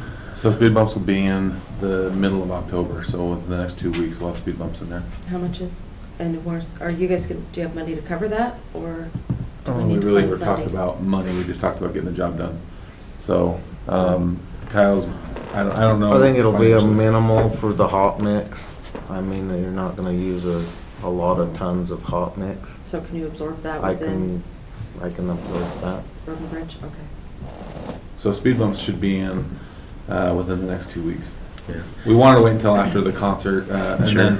then obviously we have a lot of, when we do the project, get the speed bumps in, we're gonna have to close off sections of the parking lot for periods of time to let that stuff set up. And even though it sets up pretty fast, we just don't want to mess it up. So the middle of the month works well for us to reduce the number of people that are going to be in the vicinity when we shut it down. And then I think it works well with Kyle's team as far as their current projects, to get their guys done with those projects, to get over it and get them knocked out. Right, perfect. So we can take that off this list, though, if you're gonna pay for them? Yep. Okay. Yes. Then what do people think about security cameras up there, Scott? So the cameras are really beneficial. They're a reactive tool. They're not a proactive tool. But I'll give you an example. We had a camera pointed at the volleyball pits forever, and I don't really know why. We turned it around to face the restrooms, and we caught the kid that's been destroying our restrooms, and he was arrested. And we got plenty of good evidence on that kid now. So little things like that, like having cameras in the right place, are huge. I talked to Sheriff Manu a little bit earlier about this, and the complex is so big that cameras everywhere is really tough. But recently we have been having a real issue with kids fleeing when we go to just tell them don't do donuts, right? Like, so a kid went in and spun some donuts in one of our parking lots. Like we usually do, we'll drive up and just say, hey, please don't do that. Like, it causes a lot of problems for us. The kid took off on the main road and probably hit 100 miles an hour on a main road where pedestrians are. And that's happened 3 or 4 times this year. I know it's stupid. The sheriff's office had a deputy sit up there for a while running the radar and pulling people over. They leave 5 minutes later, this kid pulls in. I mean, it's the way it goes. It's the way that works. And so I think cameras would help us to at least say, this is the car, here's the license plate, and then we could go up and probably track those kids down at whatever high school they go to. Invite them never to come back to the complex, which I'm a pretty big fan of that. But it's weird. It's different this year than it's been in previous years, but it's gotten to the point where I think it's dangerous. We've increased the law enforcement presence up there already. We have. I mean, it's not official. Like, they come up when they can, and they have been given tickets. They write tickets along that road. Unfortunately, a lot of our military friends get tickets, but they do write tickets on that road for us. So, and then when they got the call about the kids the other day, they came flying. So it was a good catch on the sheriff's office part, and I think the partnership we have is fantastic. And sure, but it does. I think that the cameras are super beneficial for us after the fact, and going back in time and showing yes, this person was there at the time this happened. What do you think about a camera? Is there, where those kids down at the far west end of the parking lot, they just sit there, there's 10, 15 trucks sometimes And we have there? no cameras that currently show that. I mean, the cameras will show it, that will point to that area. But I've even, because we had a report that the kids were drinking and throwing beer bottles at each other. Mm-hmm. And fireworks at cars. From our cameras, we could not see any of that stuff. We just don't have the quality. So when they're doing this, they're sitting there for some period of time. Oh, yeah. And so are we not able to get some law enforcement while they're there to go up there and arrest them? The hard part is park, right? So we don't necessarily enforce a loitering timeline, because people will go and they'll sit for 5 hours and fish, or they'll sit for a while and play basketball, or they'll just sit in their car and talk. Like, people use the complex, which is a great issue, but I drive by the same group of kids that sit up there every night. I personally have talked to them 10 different times, and if I ever saw or smelled or something funky going on up there, we would address it and kick them out. I have never found cause for me. They always seem very cordial when I talk to them, but I don't ever catch them doing anything they shouldn't be doing. And that's the hard part is just because they're there, we can't kick them out for just being there. But those are the same kids that race. And if I can get them racing, if I can see them, because the only... But it's impossible for you. So that's why I say, I'm with the camera idea, I think. I mean, cameras are a huge deterrent of, don't do anything stupid because you know you're on camera. So I think we put some up and make them visible. Have you gotten any Speed bumps are gonna help. Just So we spitball? just recently put cameras in the amphitheater in that area. It's about $7,000 for the cameras. The company that did that for us is different than the company that has the other camera system. They don't really pair up super well. I would love to find a system where we got everything talking, we could access it remotely, we could give access to that site to the sheriff's office. You know, we could do some of that stuff so people could see what's going on. I love living in a camera-filled world. I think it just protects everybody. So the reality is, Christy, when we're talking about external cameras, tilt, pan, zooms, when we're talking about some of that stuff, I don't know the cost on that. Because we could get a little bit crazy with cameras. I think we should use some of the same ones that we have here at the courthouse. They're awesome. And they're expensive. Whatever it takes. If you can work on a quote, we're gonna have roughly 4.3 million in projects to assign, unless we're gonna have a big purchase. Well, I'll just tell you where I'm at right now. Nobody's submitted anything since we've done all this other stuff. I'd say we put $1 million up at the event center. Whether it's grass, it's the fields, it's cameras. Pick some bigger projects that we've been putting off that we're not doing. Well, I could spend $25,000 on flags. Well- I put that project out, that's out there. And I think that's important for government. How do we spending. make that facility accessible and the complaints that we hear, how do we correct part of these problems? if you're I gonna, mean, if it was- you're gonna talk that kind of project, then we need to talk about potentially redesigning the layout because of the streets that are coming from the city of Pocatello and how they're gonna potentially impact the arena, the cattle pens, and some other things. Well, like it's time to do it. Yeah. That's all I'm saying. We have these funds, and John's talked about our buildings and stuff. So if we have $4 million, let's take care of some of these buildings. Where are we at? I mean, we're a year and a half, 2 years into this money. And we've had these meetings, and we haven't had a thing change since last meeting, a month or so ago. We have 15 months left. And it's time to do it. So I would say that if you guys have major projects that you want done, submit them to Braden by next week. And then we're gonna have a discussion as commissioners and decide where this money's gonna be spent. Sounds good to me. So come up with a wish list to address. Now, does that include, you have mentioned you would like to redo the grandstands? Does that include that, that would or be would that be included in separate? I'm kind of leaving that to Scott. Where's your priorities and your projects? To me, that's a priority project, because if we're gonna use that facility, it's just gonna keep going downhill. Can we talk just a little bit about, some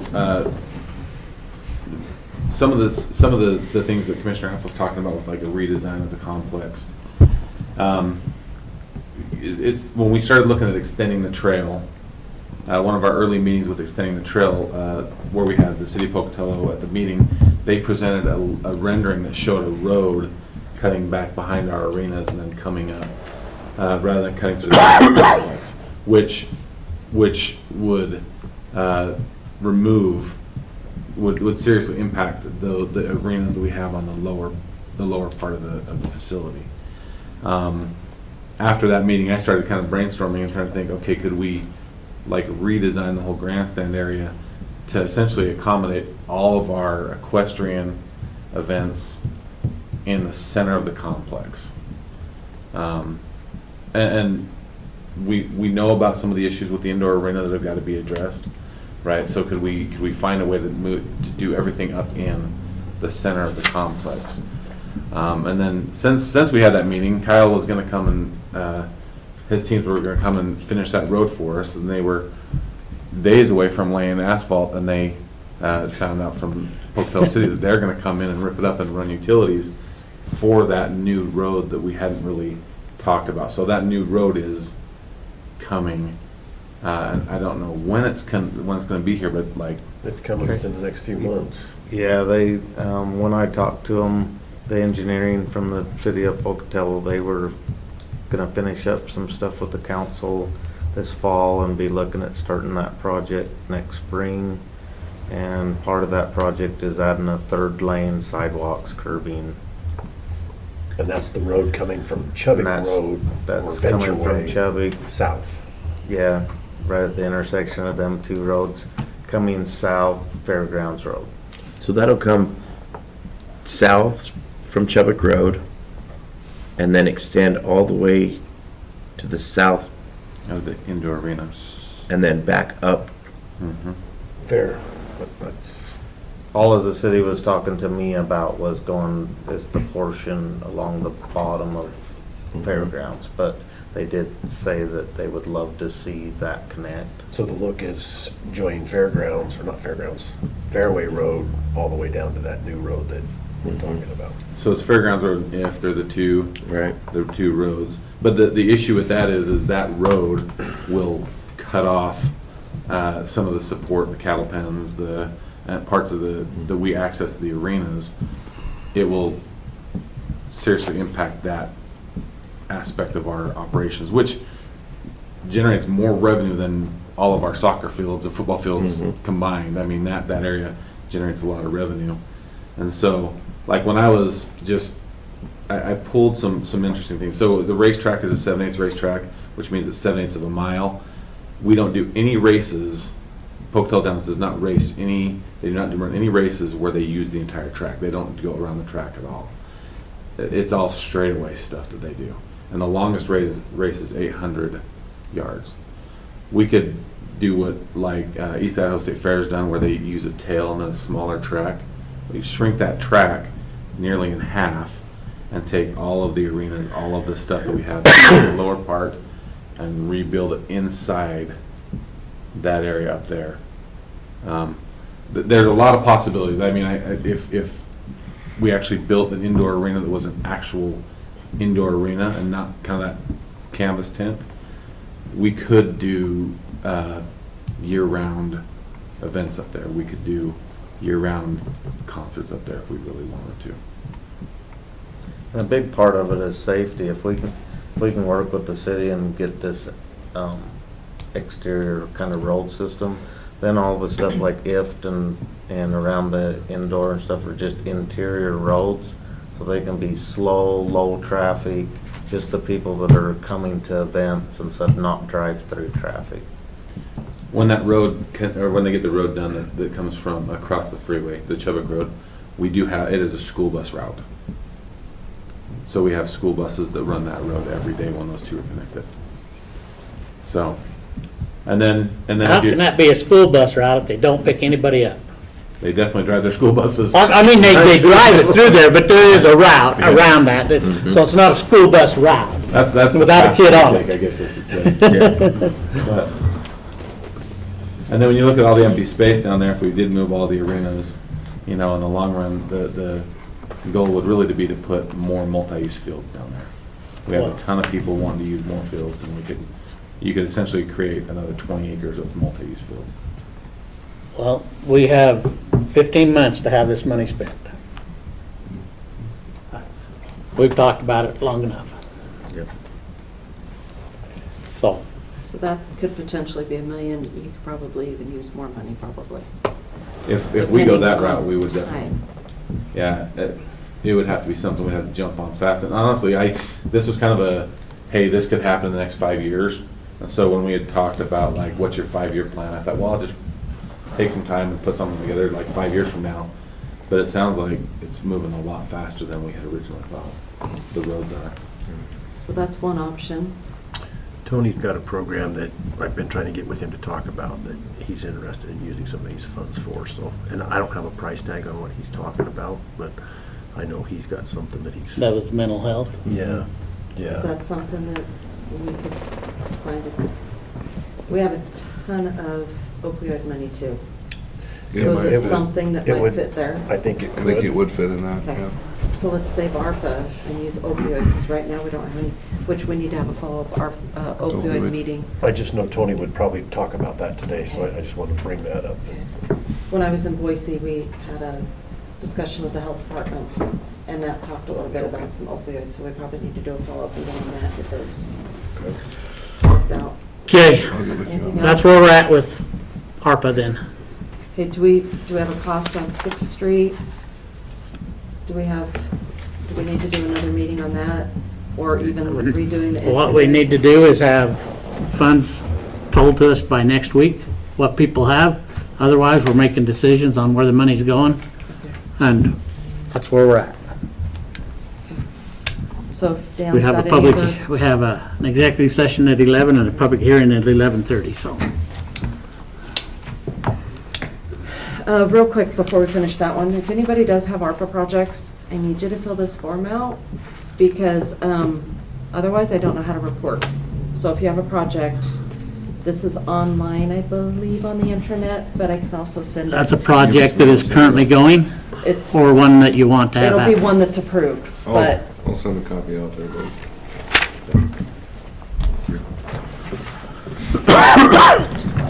All right, thank you. So real quick, let's go ahead and minutes for August 31st, September 5th, 7th, and 12th.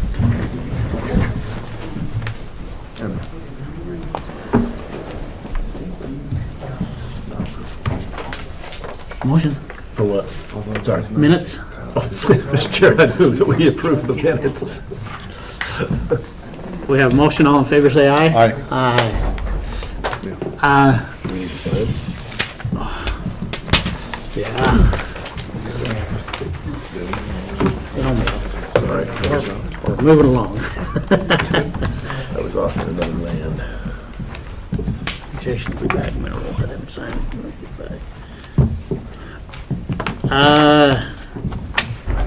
Tori, does anybody know much about this project?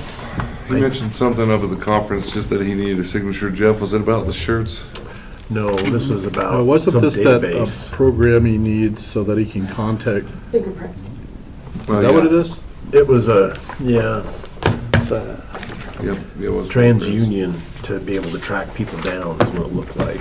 Yeah, that's what I understood. He was trying to be able to, it'd help him track people when he's trying to find next of kin and all that stuff. Yeah, Yep. I think it was when he comes upon a wreck and you can't necessarily identify by facial features. This would give you the abilities to do fingerprints and do a better, is that this, right? this is TransUnion, which I don't think had anything to do with What's that. that? It's like trying to find $110 a month for this thing. I just had a couple questions for him as far as usage. Is he really making 150 transactions a month? Did I His miss a caseload's not cost that big. somewhere? I'm trying to get to it. I don't know where it's. Pricing was monthly It's, fee of $110 a month It's right here, for on a this 12 page right here. for a 12-month contract. So we're $1,200. Oh, I guess I wasn't putting enough paper up Yeah, high it's a huge enough. packet today. Huge. What's going on? But it's reverse phone lookup, relationship mapping, excuse me, contract trace report, address report. So it's just helping find people. I think it does go with what you said, John. Sorry. Is there money for this? Yes. Hmm? Yes. Yes. It'll be new fiscal year, so I'm assuming he put this in the budget. Yeah, it was follow-up for his next of kin. When that wouldn't work, Okay. this was an additional tool. Then yes, he was planning on it. Sorry, the fingerprint thing must be coming later. Questions, comments? I move that we approve the TransUnion request as presented. Have a motion, all in favor say aye. Aye. Aye. All right.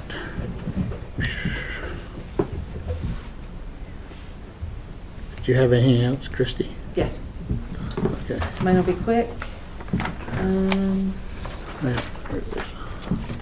Mr. Plaza Comptroller, we had in the FY24 budget process a few departments that neglected to budget for their cell phone stipends. Because it's a part of a budget, I think they forget and assume that it just automatically rolls forward a budget every year. We had a couple stipends that occurred mid-year, and so that's why they weren't a part of the FY23 budget. Clerk of the court has our court assistance officer. They neglected to budget for that one. Commission office neglected to budget for one. IT did not budget for one. Road and Bridge has two. All of those monies can be covered through either extra help or a retirement payout, so that we can just move those monies up into the cell phone stipend and they'll just cover it through attrition.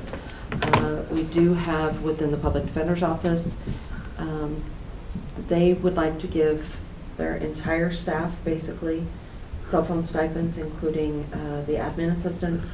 No. They have them in 23.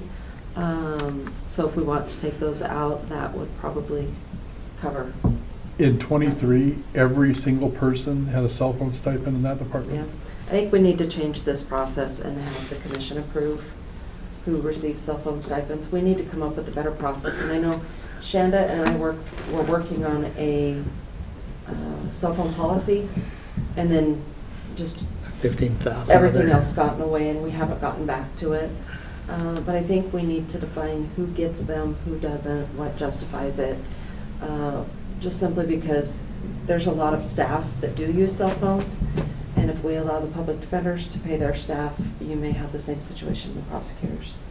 They do have funds to cover it in their formula grant, but Well, why did the staff need them? because they text attorneys through in court. After hours. Said public defenders are, prosecutors are on call. Staff is on call. Well, then they should, if they're on call, they should have a phone. Well, there's Take no turns. compensation for being on call. We've never No, talked but- to them about being on call and a No, so they compensation. report time when they actually. Yeah, they report time.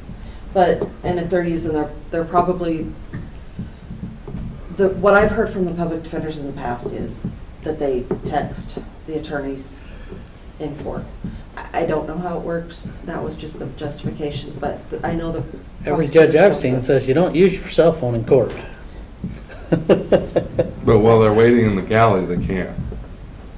So I don't know, but I know there's plenty of other departments that their staff, I mean, everybody in my office has to have a That's cell a phone bigger for the discussion verification. than right now. It does. So, the request has come through. The only one that I would have a question on, but there is funding, is public defenders. If you want to hold off on that and have a larger discussion, or if we just want to pay it this year, with the thought that they're going to the, I didn't stutter. just throwing options out and waiting for the board to They give me can. direction. What are you looking at me for? Died on lack of a motion. So on the other departments, are we okay reallocating within A to cover those? That would be clerk of the court, commission, IT, road and bridge. You said we would reallocate from a retirement payout or potentially? So meaning that we had budgeted for one, but we didn't use it, so. Well, that's here's what- my thought process. So Yeah. for clerk of the court, we have an individual that could retire. If we use those monies throughout the year, and we're talking $480 Right. to pay the cell phone stipend, then what would happen is if that individual retires, then most likely the person that's going to be hired will come in at a lower rate. So, but I Or can't wait a count on week. that because I don't know that person's going to retire. So the retirement payout is an easier dollar to use, but then it will be absorbed between the employee wage if they retire the retirement payout, and the cell phone. But the main thing is it doesn't impact the bottom line because we've got a Right. way to do it. Right, we would keep it within a budget. Okay. The public defenders is different in that I would need to use grant funds to cover the 1,900 within the public defender's office and 960 within workload. But that would be grant money. So if you would like to make separate motions on that, or only one motion and drop the other, that's all I need. So drop the other would be the assistants or the staff. Is that what you're asking for? Okay. Mr. Chair, I'd move that we authorize the cell phone stipend payment as the auditor has suggested and not approve the stipend for the public defense staff. We have a motion, all in favor say aye. Aye. And the last item I have is, and this could just be signature, it's just the resolutions to reallocate funds that I presented last week. 85,000 for Office of Conflict and 5,000 for D6. To get us through the FY. Those are resolutions 2023-83 and 2023-84.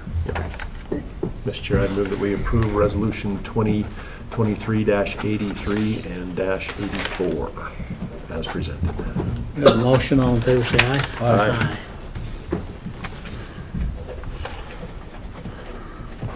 All right.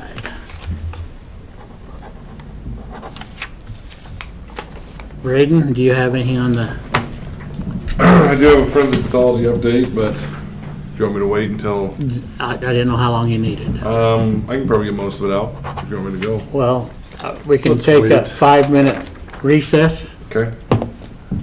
Yeah, because I was hoping for recess. Okay, let's just take a 5-minute recess and we'll come back and